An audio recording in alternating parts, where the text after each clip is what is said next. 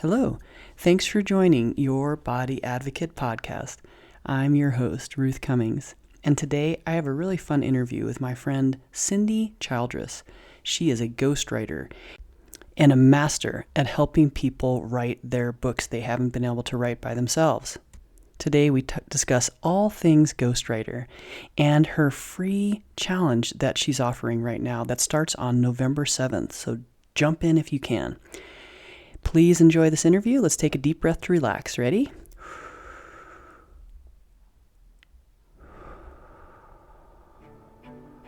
All right, here we go. You're listening to Your Body Advocate, telling your body's side of the story. The podcast dedicated to supporting and improving your body-mind connection so you can live a pain-free, passion-filled life, dissolving one body tension at a time. Discover the healing properties of your own body language, and together let's explore ways to support and improve essential self-talk. Now, here's your host, Master of Encouragement and Body-Mind Life Coach, Ruth Cummings. Hello, everybody. How are you? Good morning or good afternoon, depending on when you're listening. Thanks for joining us today. Today I have my friend, Cindy Childress. She is, let me read her bio so we know who we're talking to. Dr. Cindy, the expert's ghostwriter, helps entrepreneurs write books that make money and make an impact. Her clients achieve bestseller status, give TEDx Talks, win book awards, sign book deals, and more. She was awarded a Gold American Business Award for Company of the Year, Media and Entertainment in 2022. In addition to bespoke ghostwriting services, Dr. Cindy leads online writing and editing classes and author mentorship programs. She holds a PhD in English from the University of Louisiana at Lafayette. In her spare time, she also fosters cats and kittens with Rescued Pets movement in Houston, Texas. Hello and welcome. Cindy, I had a spider on my hand while I was saying that, so I was trying to stay quiet. Oh, wow. Well, that's perfect for Halloween. Hey, Ruth. Truly, I know. Oh, yeah, and happy Halloween. Yay. Sorry. So, how are you today, Cindy? I'm awesome. How are you? I'm good. Do you give out candy for Halloween? We don't usually have trick-or-treaters, but I do leave my porch light on, which is really just an excuse for me to buy individual Reese's cups, which me and my husband eat. How about you? Same. My neighborhood is very popular. We will have between 150 and 200 kids here tonight. Wow. And so we have friends of mine, some of my clients, we sit in the front yard and just have a grand old time. We'll have green chili chicken stew and some Whoa. apple cider. So quite a tradition and really fun. But yeah, thanks for reminding. We just did, I'd never had done pumpkin carving with the actual carving kit. Oh, Those are really cool. Have you ever done that? wow. No, I've only done the old-fashioned one where I used to tell my dad what I wanted on my pumpkin, and then we would like draw it in pencil and agree what it was supposed to be, and then he would use our sharpest knife and cut it out. That's Same. Yep. But when I was in graduate school, we did something much safer because we were drinking, and so no knives were involved. We used paint and we painted our pumpkins. Oh, And you way could even nicer. bring your like costume jewelry and kind of make it like a Mr. Potato Head thing, and I would put earrings on mine and everything. It was a lot of fun. No, that's a lot safer. I'm with you, the sharpest knife, and you have your hand in a very precarious position, and Hmm. you don't know when the knife is going to go through. And yeah, it was always a thrilling, I guess, but not very safe. But my mom brought over these carving kits, and we made some amazing, Mm. really cool. I should have put them behind me. I have one of them over there, but Oh, wow. anyway, try those one day. You will really like them. So tell me, what is a ghostwriter? What does that even mean for people who don't know? Yes, so although it's Halloween, there's nothing spooky about ghostwriting, Right. and it's not even about scary stories. Being being a ghostwriter means that I write the book for the author. So I'm the ghost because I'm not present on the cover. It says by, for instance, Ruth Cummings.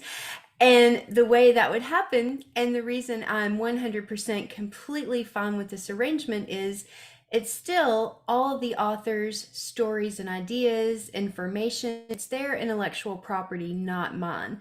So I'm like the vector that takes the recorded interviews, or sometimes I repurpose existing content they already have, and I write it out, organize it, make it flow really beautifully and sound compelling. And then, it's their published book.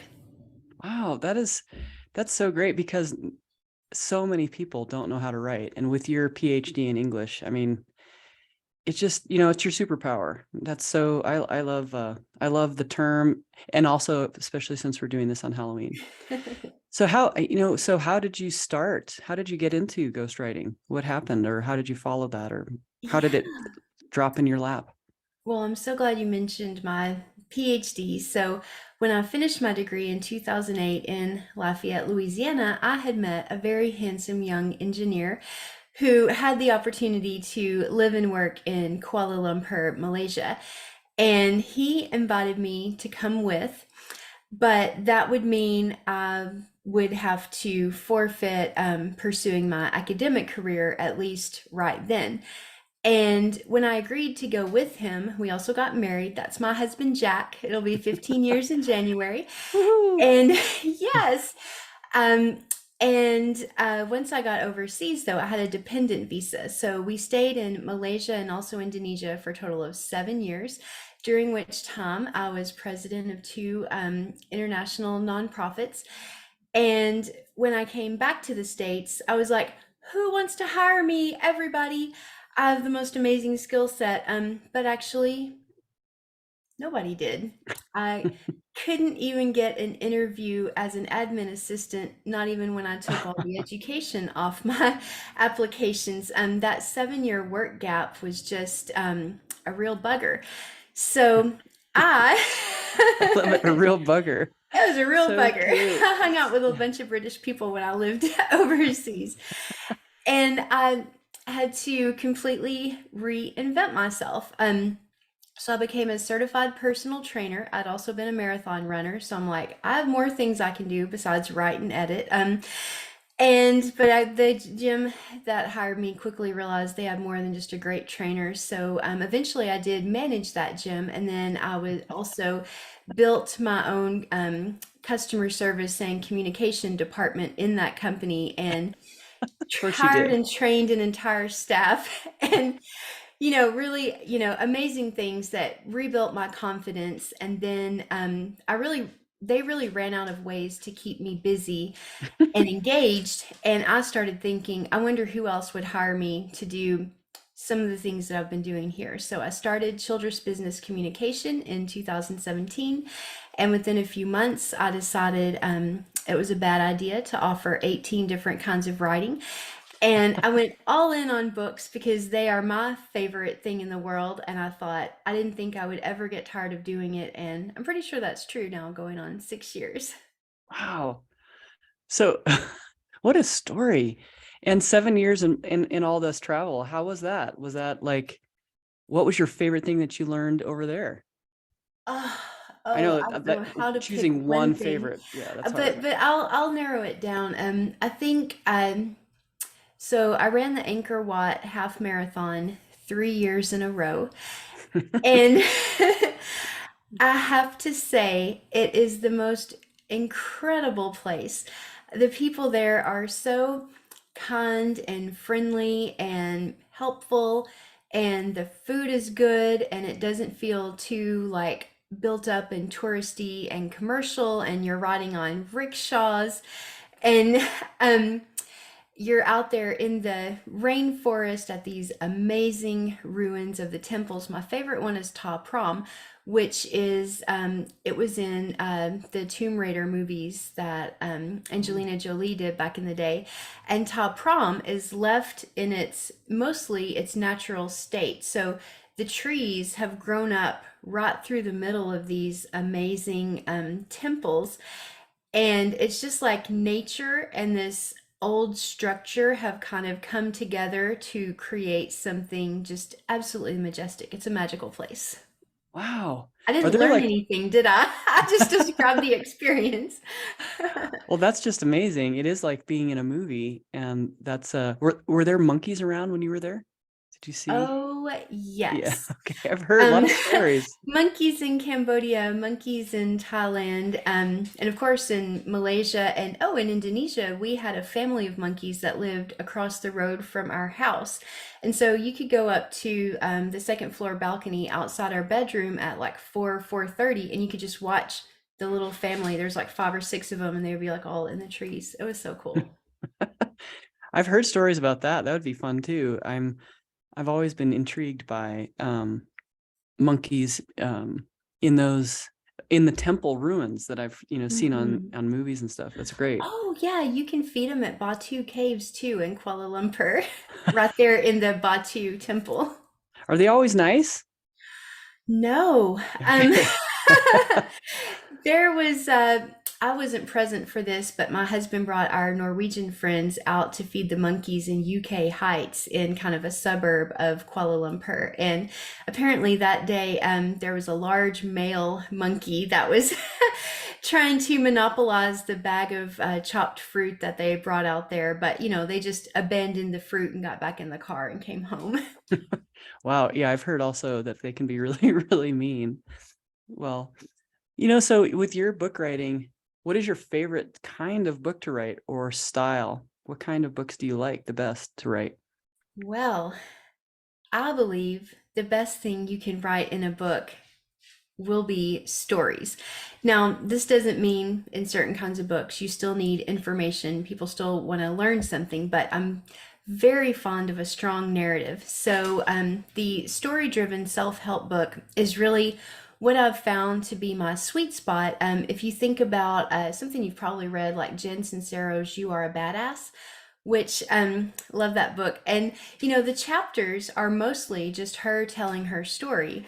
Each chapter tells stories on a specific theme, and then at the end there's like the bullet pointed paragraphs of like, here's the stuff to learn. um and you can ignore that, or hopefully you won't. And I really enjoy that, because I think truly to remember information and for information to be actionable, we need to consume it in story form, because that way not only do we intellectually get smarter and take away information, but we're also emotionally engaged. And it's that emotional engagement with the information that leads to an actual change, whether it's a change of opinion or perspective, or even if it's a change that results in like something that you do, an action that you take.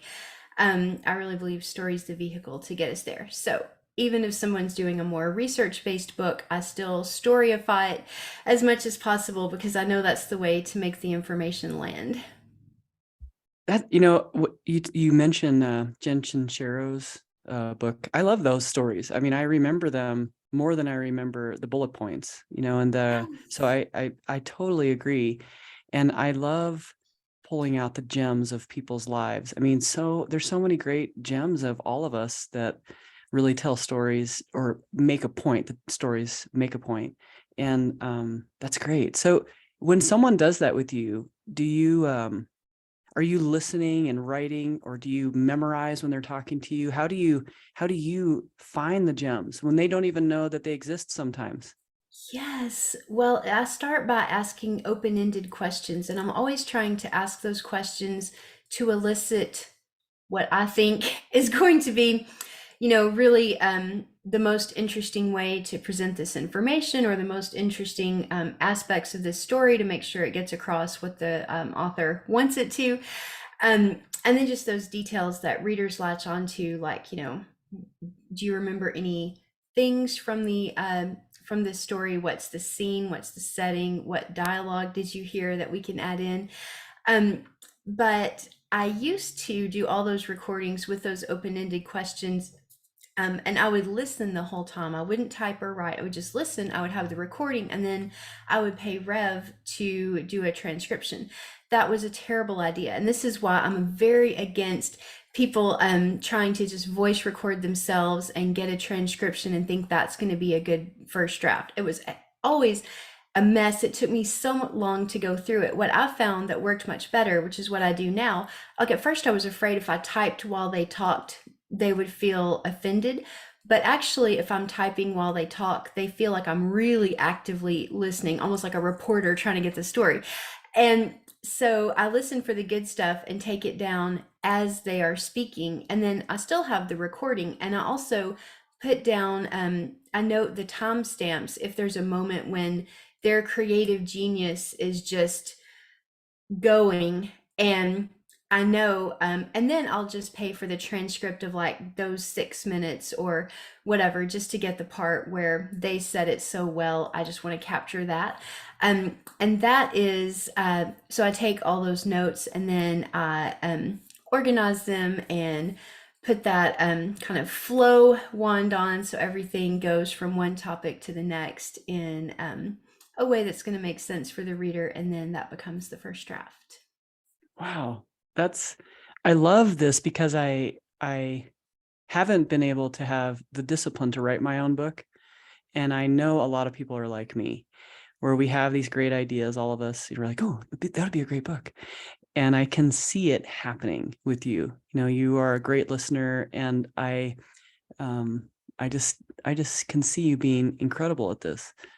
So I wanted to ask you, we had talked about before, because my podcast is called Your Body Advocate, I do advocate for the body. And I like, even as I'm talking to you about writing a book, my body feels excited and it feels energized. And I'm wanting to get your opinion about how does book writing, or not writing a book, right? Keeping it stuffed. How does that, in your opinion, affect one's body?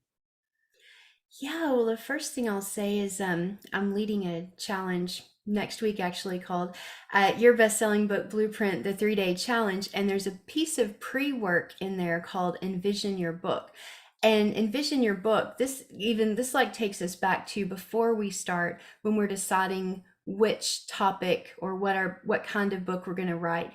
Because even at that stage, your body is going to tell you what's right and what's not. And so in the brainstorming exercise, I have some things that you think about, like, do you already have access to the people who would want to read this book? And would you need more information, or, are you ready to write this book now? But then the other thing is, like, just close your eyes and imagine that you have written this book. And for the next 2 to 3 years, you are going to promote your heart out for it. How does that feel?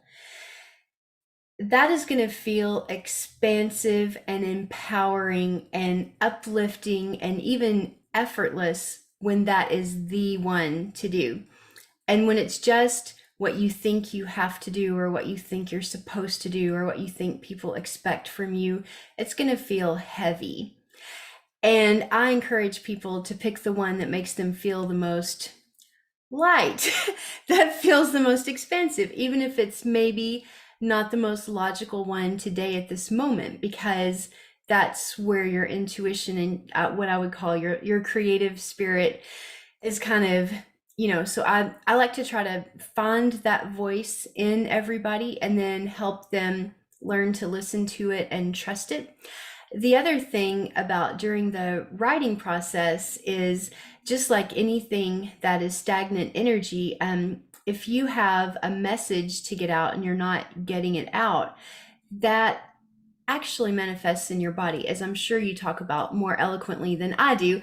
But when you're not putting out what you are supposed to put out to the world, when you see other people doing it, you're going to feel almost convicted, but it's like your soul is convicting you. It's not about them. It's about, you can be doing that too. And your heart wants you to. And when you keep feeling those bad feelings, it's gross. And then you just want to quit. You want to, like, throw your project away. But the other thing you can do is lean into it and say, this is for me. That's why I have all these feelings around it. And I just need to find my way through it. And It is absolutely a very possible thing. I have a woman in my Crank Out Your Book in 8 Weeks program who's a cranial sacral therapist. And yes, I actually flew to West Virginia to do her 3 day immersion. Shout out to Patricia Rogers. I think I ought to at this point. Yeah. And yeah, and one thing that she and I have kind of put our heads together on is just how much the stagnant energy in your body, where pain or stress or tension builds up, there's something your body's trying to tell you. And sometimes this message is totally going to be in relationship to when you're not working on your book, or even when you're not showing up authentically in your book. If you're being very fake in there, you're probably going to be feeling all kinds of crunchy and achy when you're trying to do it, because it's not even you, and your body knows that, and it's hard to show up as not you even when you're just at your computer. It's really fascinating. I love that. Yes. Of course, that's exactly what I teach. And I try to get other people's perspective who I've never said that to, because I think most of us know, and writing a book is so creative, not only creative, but it's like I loved, a conviction, the conviction. And there's so much in our life that has that, not just writing a book. There's like a conversation you have to have, or if you want to be, an incredible female leader and you're just feeling stuck or feeling like you can't get past, part of the things you're getting past is how your body holds you back.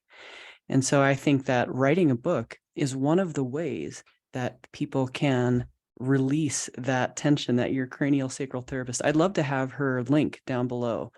Yes, with We can pleasure. definitely include her, because that sounds amazing. You mentioned that you have a free challenge happening. Tell me all about that. I really want to get my people involved in that. So when does that start? How do we jump in? My gosh, that's an amazing offer. So tell us all about that.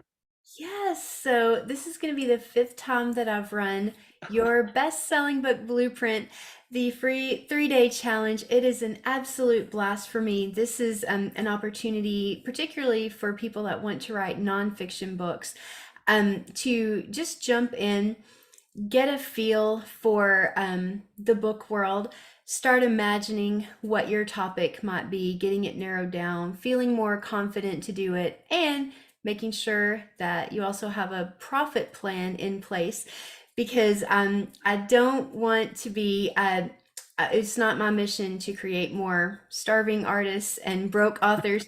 What I want to do is help people, because for nonfiction books in particular, most nonfiction authors do not make, they do not pay their bills on book sales alone, as opposed to fiction writers, which plenty of them do.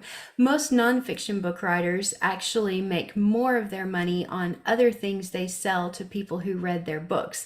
So I make that a big part of everything I do with people, whether I'm your ghostwriter or whether they're in my Crank Out Your Book in 8 Weeks program, where I teach you how to write your own book and hold you accountable to do it very gently. I love this. One of my clients recently wrote to me a testimonial, and she said, I couch you in accountability. I think that's great. So you're couched with accountability, and I love that. It's that's so that's cute. that's what we do there. But the 3 day challenge, another cool thing I want to say about it is it's very interactive. This is not one of those things where you just get a pre-recorded video in your email every day that you feel free to ignore. No, I'm waiting for you on Zoom live. We're going to all be together with our little postage stamp faces. I'll be live teaching, answering questions, and then that recording will be available for anyone that couldn't attend live. And then I have a challenge tracker spreadsheet where everybody inputs your challenge activities as you complete them, and you get my feedback on your ideas for your book. Right there, I record feedback for everybody that's using the tracker. So there's so many ways to get access to my help and just see if we share the same vision for your book. And if anybody wants to jump in, I'm sure we'll have the link in the show notes here. And also, if you go to my website, cindychildress.com, the first thing you'll see is the banner where you can click through to sign up. I love your pictures, by the way, on your website. They're Oh, so thank cute, just you. so they're just really playful, and It just very warm. I really like all your pictures. They're really cute. I So, appreciate that.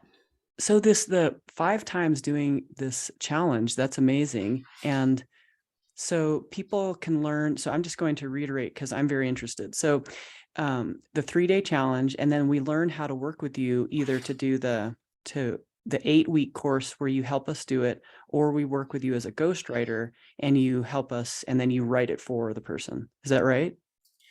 Essentially, yes. And I Okay. only work with one ghostwriting client at a time. So that is Right. that, but yes, that, the idea would be really either you come in to crank out your book. And a cool thing I'm doing this year for 2023 is there is a January cohort, but I'm also offering enrollment for a spring cohort and a late summer cohort. So there could be people who do want to write their book in 2023, but they have something else they're already going to be starting or focusing on for their business in January. And so, really, just because I'm a planner too, like if anybody asks me to do something in 2023 now, I'm probably going to have to say no if it's too big of a commitment because I already have my whole calendar planned out. So, expect other people do too. So, this way, you can put the 8-week course on your calendar where it works better for you.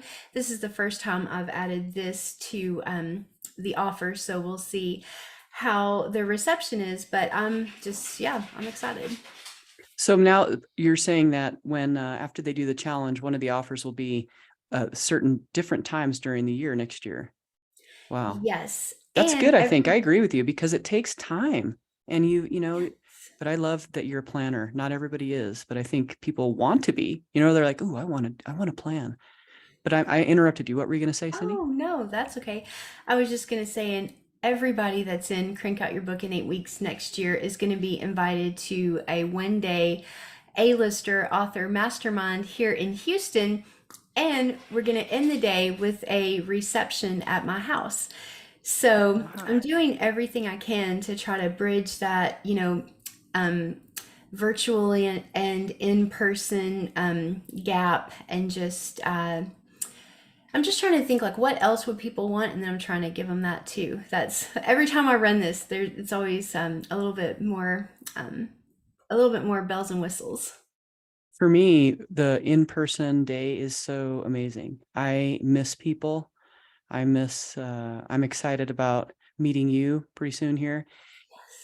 And that was one of the main, like, okay, we're going to meet in person. Okay, sign me up. Yeah. So I agree that to add that to your program for me, for people like me, I think is a huge plus. Not only just to meet you and to learn more in person, but to meet the other people that are like us. And Hmm. I think there's so many ideas out there too about books, and it inspires everybody. And that's a huge draw. So this is great. I'm really excited that we did this today. I'm wondering, do you have anything else that you would like to share about writing, how it affects your body, about your programs, about working with you, or cats? Yes, well, I guess I'm going to give everybody a little writing exercise because everything that we feel compelled to communicate may or may not be an entire book. So I would say when something feels a little off in your body, when you feel like you have some stuck energy somewhere, when something just feels a little stagnant, I think it's a great idea to just sit in front of your computer or some paper and a pen if that is your jam and just say, what are you trying to tell me? And then just keep asking that question and just write whatever comes to mind. This is not about finding your bestseller idea, although it could come out of that. But this is just trying to get that message out so your body feels listened to. We all like to be listened to, and so do our bodies. And then from that, though, often you can find some really interesting content ideas, possibly for your book, or certainly for maybe an interesting social media post or an email to go out that tells a story. No, I'm so glad that you said that because I try to say that, and sometimes I feel like I'm not making sense. But it is our body, as having worked with so many bodies, it's constantly talking to us. And it has so many stories if we would only listen. I completely agree. And I also want to shout out my massage therapist, Connie Val. Hello, Connie. She is a Reiki healer and a neuromuscular massage therapist. And we always have the most interesting conversations when I'm on her table. Oh, that's great. That's so great. I agree. There's a lot of us out there that understand the body in a way that's underutilized, in my opinion. And I wish Mhm. that there could be more teams to help people heal in ways that aren't being really talked about in our Western ways. But well, shout out to her too. Tell her I said hello. Will do. All right, Cindy. Well, thanks for being with me today. I love this. I'm going to sign up for this. Actually already have for the challenge, and I can't wait to see you later this week. And hey, could we do this again sometime after we meet and do? Would you mind doing a different interview another time too? I would completely love to. You bet. Talking about writing is my thing. All right, awesome. Thanks so much for being with us today, and we will see you next time. Bye.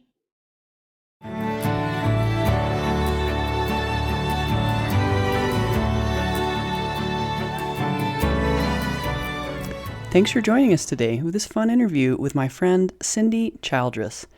She has this free challenge that she's doing right now, and it starts on November 7th. So jump in there if you can, and if it's past November 7th, you can go to her website and see what she has recently right now, if this is months or even years later. Have a wonderful day, and we'll see you next time. Bye-bye. Thank you for listening to Your Body Advocate with Ruth Cummings. We're so glad you've joined us today and truly believe you can live a pain-free, passion-filled life. To connect with Ruth, work with Ruth, or to grab your free ebook, go to ruthcummings.com. We'd love to hear from you. Don't forget to rate, review, and subscribe so you don't miss our next episode. Until next time, friends, be open, include the unincluded, think outside the box, and spread love and kindness one smile at a time.